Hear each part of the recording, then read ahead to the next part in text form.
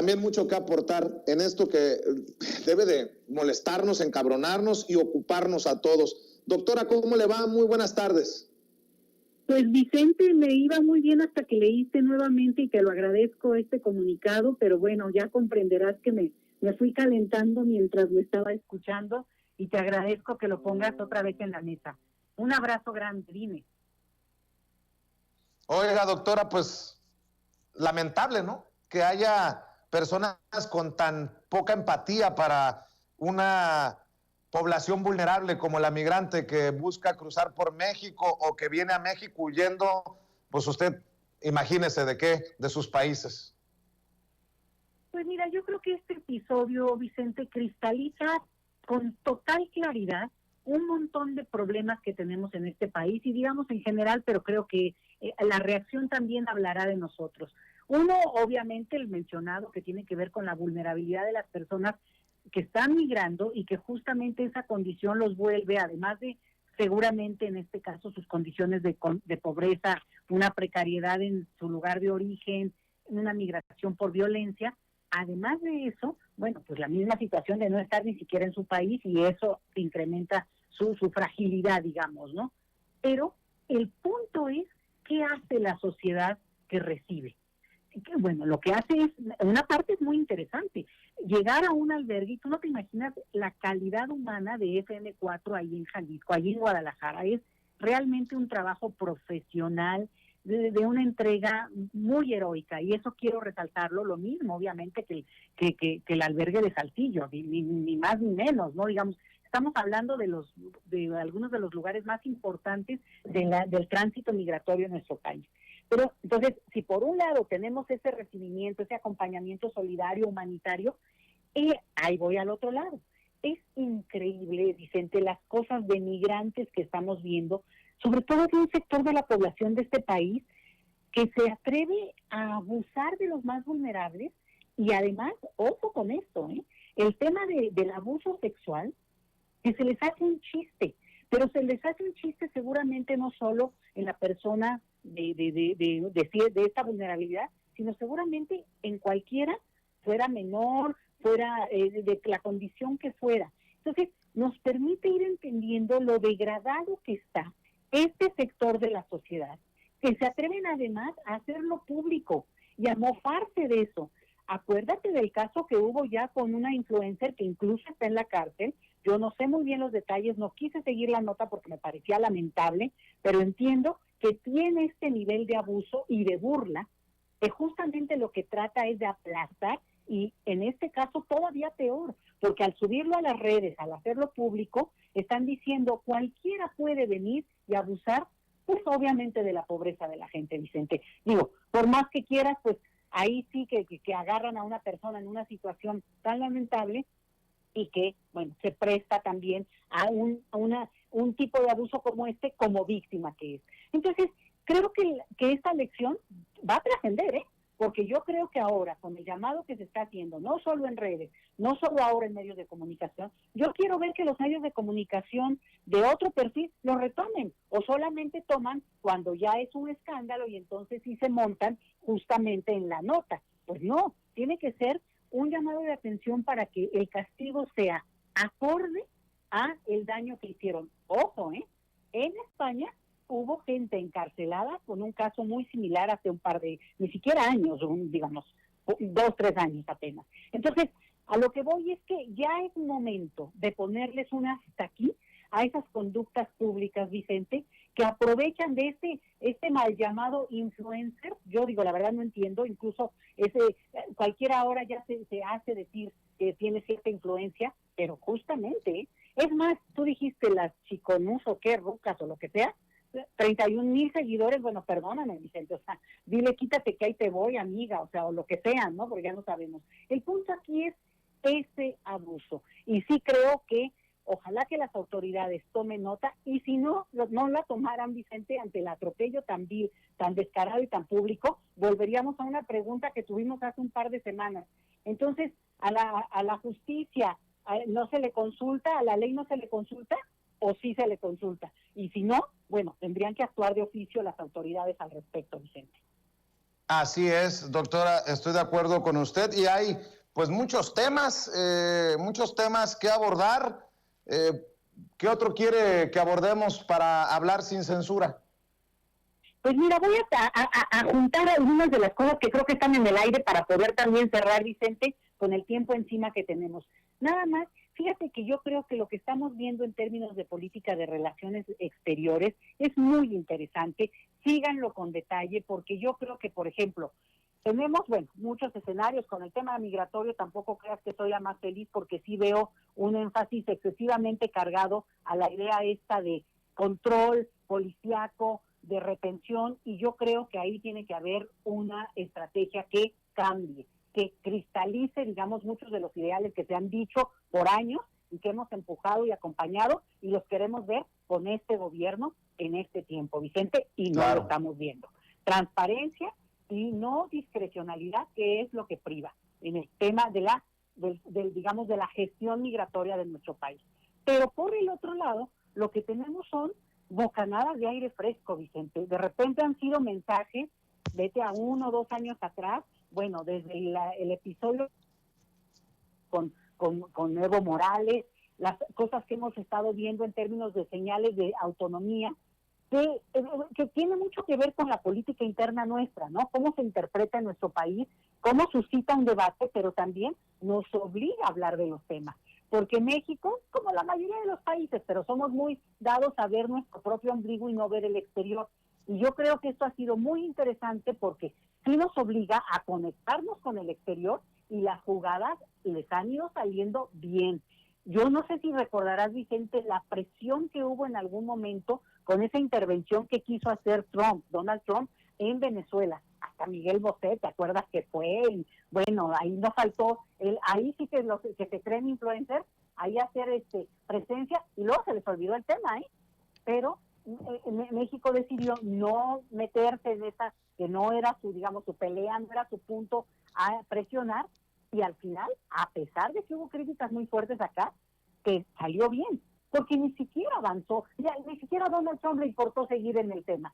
Entonces, a lo que voy es que creo que hay que seguir esta pista, porque justamente en este contexto, bueno, pues tú ya hablabas en la mañana del tema de estos días, has estado hablando con varias personas, el tema de la denuncia que se pone en juzgados estadounidenses respecto al tema de las armas, y yo creo que es interesante porque marca otros ritmos y sí puede crear precedentes importantes para la región en su conjunto, de poder decir, caray, si México empieza a denunciar, bueno, ¿qué te puedo decir que podrían hacer cualquier cantidad de otros países de la región? O sea, no solo de la región. ¿Por qué? Porque es empezar a ponerle, digamos, nombre y apellido a algunas de las cuestiones que tienen que ser dichas en voz alta, y que por el perfil estadounidense siempre parece que ellos pues pueden decir, mandar, y queda en su geografía, pero en realidad tiene un impacto muy fuerte, lo mismo que otros temas en los cuales yo creo que pronto se podrá, digamos, hablar con mucho más de dirección. Temas, el cambio climático famoso, bueno, Estados Unidos y China obviamente, pero en este contexto yo solo lo enmarco con Estados Unidos ahora, bueno, tiene una gran responsabilidad, y sí valdría la pena que los países de la región, y México podría ser digamos, llevar un liderazgo, empezar a meter presión en las cosas que sí se necesitan cambiar, que nos incluyen, nada de que al decirle al otro te excluye, porque tú hablas, por ejemplo, del tema de armas, y ni modo que se hagan loquitos aquí de que por dónde entraron, bueno, pues por aduanas que estaban completamente filtradas, ¿no? Entonces, me parece, y yo insisto, que es una muy buena señal, que además, en ese contexto, pues obviamente pone a México en cierta tensión, porque claro, también al mismo tiempo tiene que negociar con su gran socio. Ahora sabemos muy bien de la reunión que se está llevando a cabo con gente dura, porque Alejandro Mayorkas, que se encarga justamente del tema de migración en Estados Unidos, viene de línea dura, porque sí, lo presentaban como, es que es cubano, pues sí, pero justamente del perfil de cubanos que llegó en su tiempo y que tiene una visión dura, aunque no sea, digamos, cerrado de derecha, ni mucho menos, pero no es tampoco ningún progresista, pero sí me parece que esa es la otra parte que en el equilibrio de lo internacional, pues el gobierno mexicano tiene que negociar, porque tenemos dos pendientes fuertes. El que mencionaba yo de la migración, que seguramente aquí se cierra mucho por esa negociación que tiene con Estados Unidos, pero también tiene que tener otra cara, y en la parte de en la frontera norte nuestra, que es una tragedia, Vicente, que sigue estando cerrada, porque estás hablando de comunidades hermanas que su vida cotidiana es justamente la integración, el tránsito, tú lo conoces muy bien, y eso se está viviendo desde hace más de un año, pues como un muro de Berlín, pero literalmente en nuestras propias narices, Vicente. Se abordó el tema migrante en la llamada entre el presidente Andrés Manuel López Obrador ayer con Kamala Harris, la vicepresidenta de Estados Unidos. Creo que le va bien a México con la llamada. Hoy el presidente Andrés Manuel López Obrador se reúne con altos funcionarios del gobierno de Joe Biden a horas de platicar vía telefónica con Kamala Harris. Entiendo en el comunicado de la vicepresidencia de Estados Unidos que comulgan con la idea del presidente de ir a las raíces del fenómeno migratorio a Centroamérica, invertirle a Centroamérica, y bueno, también por ahí saca un compromiso de otras tantas millones de dosis de vacunas contra el COVID-19 para nuestro país, a solo días de que el canciller Marcelo Ebrard públicamente agradeciera a China por la hermandad mostrada en los momentos más difíciles de la pandemia. Bueno, pues creo que entendió el mensaje Estados Unidos y se pone la del Puebla, como decimos en el barrio, doctora. Ay, Vicente, me encanta, sí, pues sí.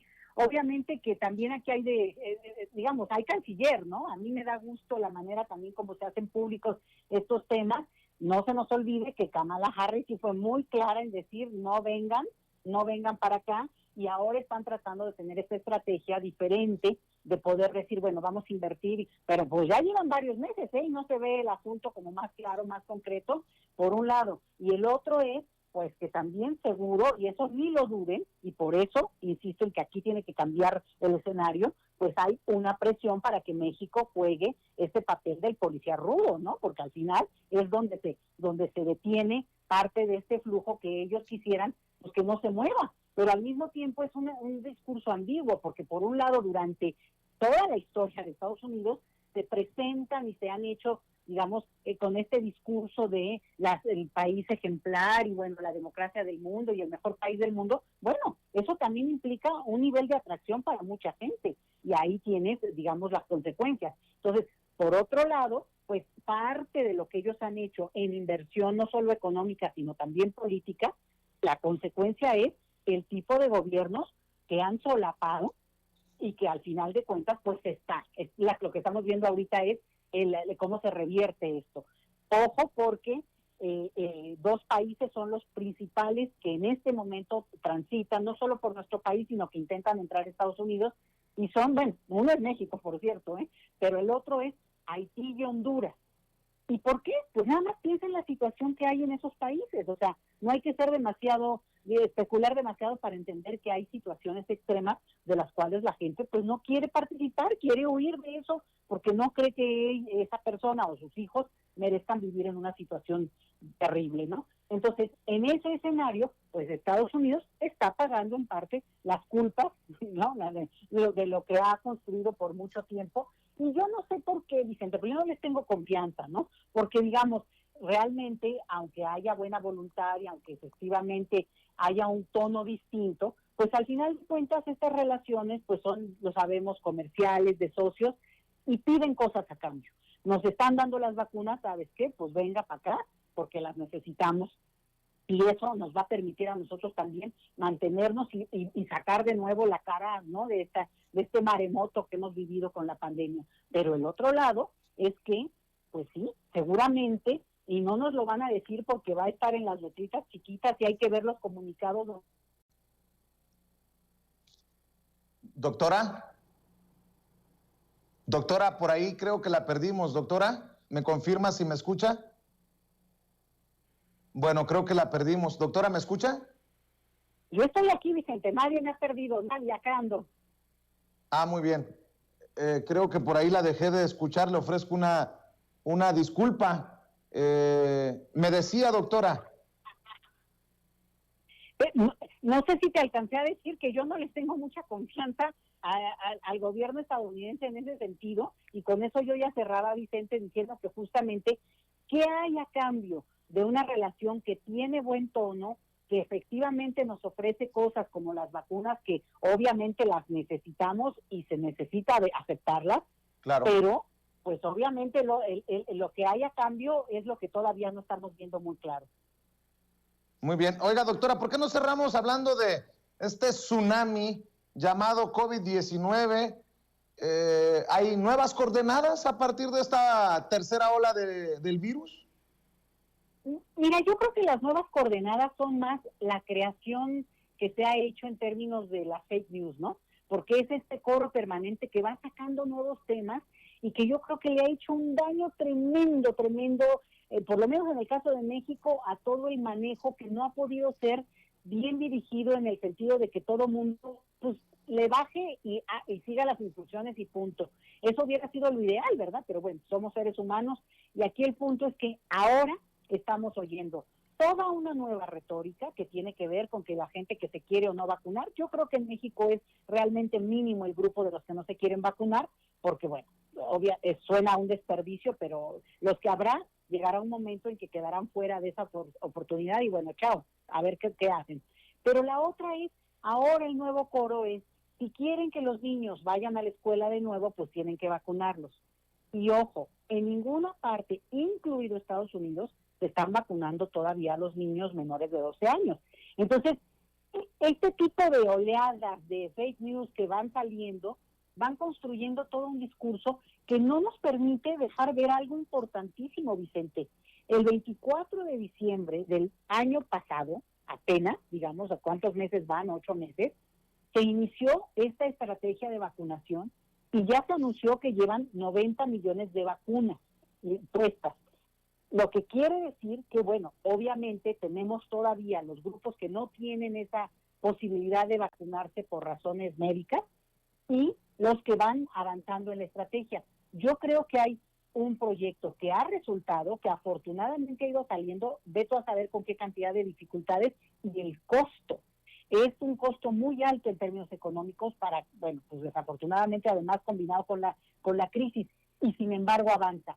Y que eso no sea la lectura principal de este tema, me parece que justamente pone e intenta permanentemente poner otros ingredientes que se descalifican, y ahí te diría yo que no nos dejemos llevar y que no hagamos eco a estas voces que todo el tiempo tienen el prurito y la cara así como según ellos de expertos y que no saben nada, porque no saben absolutamente nada si es un nivel tan especializado de epidemiología lo que se ha demostrado que liderea en estos temas.